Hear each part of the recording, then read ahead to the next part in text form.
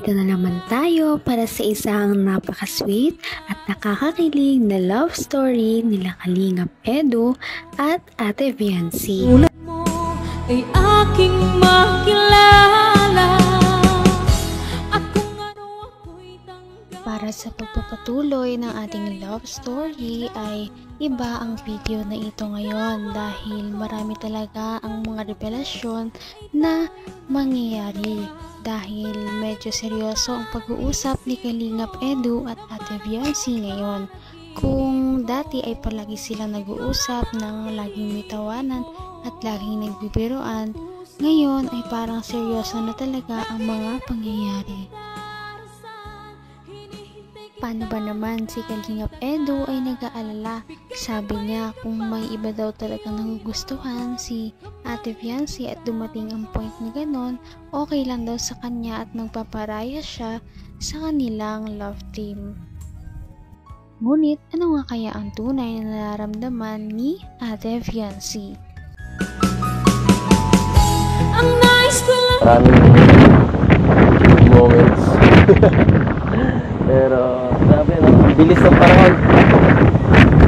Mga isang taon na pala. Mga isang taon na yun sa ating tambalan. Noon. Hindi ko din nakalain na maraming tatangkilik din sa lahat ng alam. Kahit ako, biro yung parang mahirap yun. Sa lahat ng ano ko, ito ang pinakamatagal.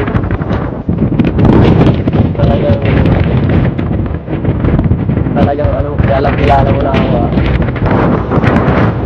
Yan lang, yung buko. Gawin lang buko, dapat talo yan. So, yan. Ito tatanungin lang kita. Sa lahat ng natambal sa akin, kanino, ay, kilala mo ba sila lahat? Tatlo lang?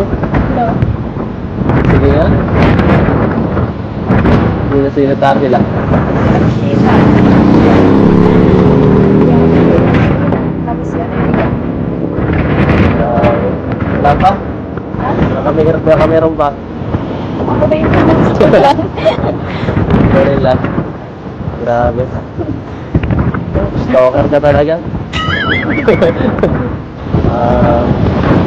Yan. Wala ka ba pinagsilosan?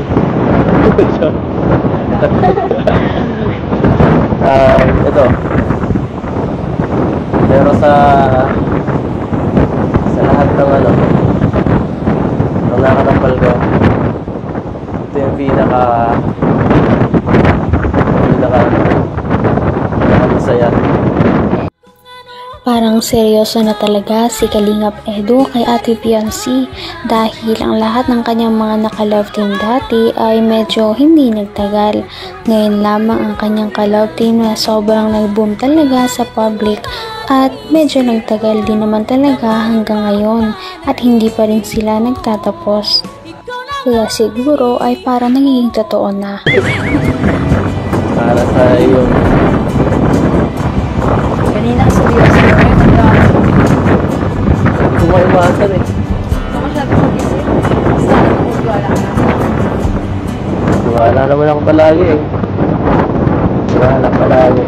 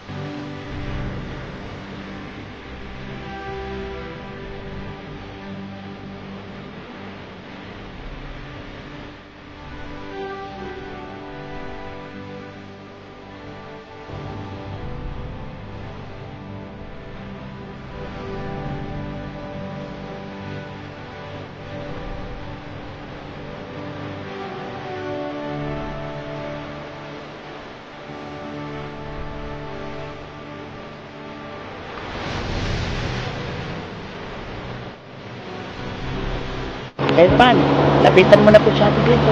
Ano mo sasabihin ko doon? Basta bahala ka na, galingan mo. Nahiya ako eh. Kaya mo yan. Kulang pa ako sa lakas ng loob. Kaya mo yan. Sige na. Sige, lapitan mo. Inassure naman ni Ate Viancy si Kalingap Edu.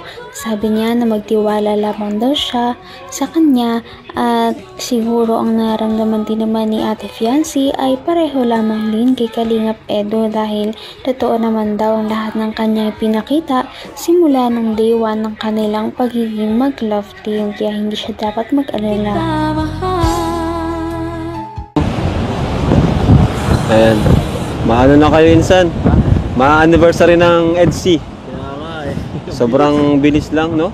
Isang oras. Bilis ng panahon. Hindi akalain.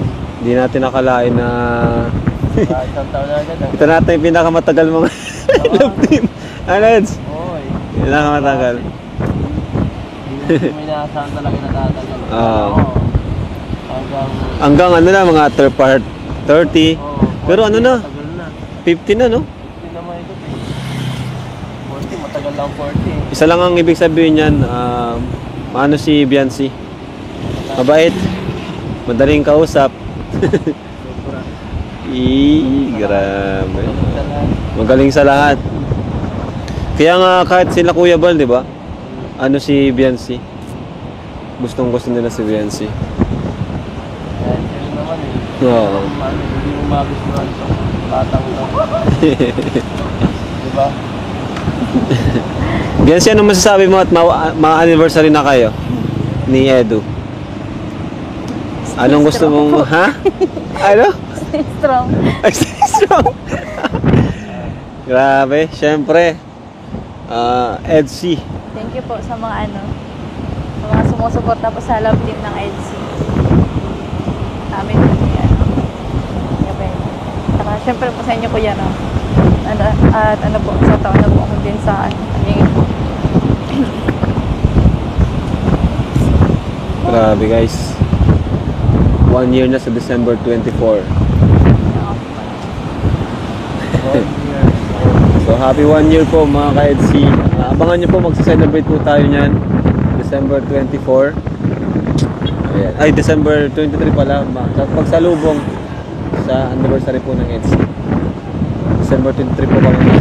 Kakaiba talaga ang love team ng EDC dahil ito ang isa sa pinakamahahabang love team na nangyayari sa Kalingap dahil ang ibang ka-love team ni Kalingap Edu dati ay hindi talaga nagtatagal.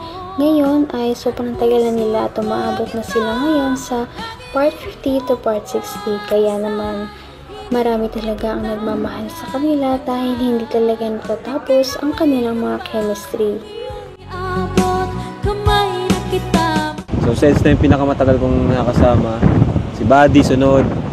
Yan. Pero yun po, nanatiling ano pa rin, tuloy-tuloy pa rin. Hanggat may YouTube tayo. Hanggat may YouTube, hanggat healthy, hanggat kaya. Sa ating Samahan. sa ating ginagawa. Sana ang EDC din. O Doc, ano yung papasalamatan mo Doc? Ayun, Gusto nagbigay ng 100k para sa tiles. Oo, nagbigay ng 100,000 para sa tiles. Shout out po kay Sir Leo D. Oh, Sir Leo D pala. Sir Leo D. Kay Sir Leo D po yung 100,000 para sa tiles. Since na nagbili ka na ng tiles, kaya ibibigay ko na sa iyo yung pera. Ngayon yung 40 mil para sa kabinet, yun naman ay galing kay Ma'am Imelda Ganer. Si Imelda. Yung 20. Nababasa ko yan. Ma'am Imelda Ganer. Tsaka yung another 20 coming from the E&B International. So kaya 140 yung bibigay ko sa iyo bukas. Salamat Doc, salamat. Okay, thank you. Yan, thank you po kay Sir Leo D. Kay Ma'am Imelda Ganier. Ayan, thank you po. Pasensya na po kasi hindi ako makasalita ng maayos. Pero sobrang thank you po Sir Leo D. Sobrang salamat po sa inyo. Laking tulong po talaga. Laking tulong. At natatapos na po ang bahay ni Fiancé. Ayan. Thank you po, thank you. God bless po sa inyo lahat. Ayan. And bye-bye na rin po. hatid pa niya si Biancy sa Mangkamagong ay sa Salong-Salong. Malayo-layo akong bibiyahin ni Edo. Grabe yung sakripisyo din, pero salamat po. Thank you. Parang hindi naman matatapos anytime ang love team ng EDSI dahil marami talaga ang nagmamahal sa kanila. Hindi nababawasan ang kanilang mga supporters. Bagkus ito ay parami pa rin ng parami. Kaya aasahan natin na tatagal pa ang love team ng EDSI at marami pa rin talaga tayong aabangan na kilig moments sa kanila. Napaka-sweet talaga nila at napakabait ng tambalang ito kaya maraming sumusuporta. Kaya naman sana ipatuloy natin silang suportahan at mahalin si Biancy, si Kalingap Edu at ang Kalingap team. Yan lamang at maraming salamat sa panonood. Abangan natin kung magkakatuluyan ba talaga si Kalingap Edu at Biancy. Hanggang sa muli! Bye! Ngayon'y abot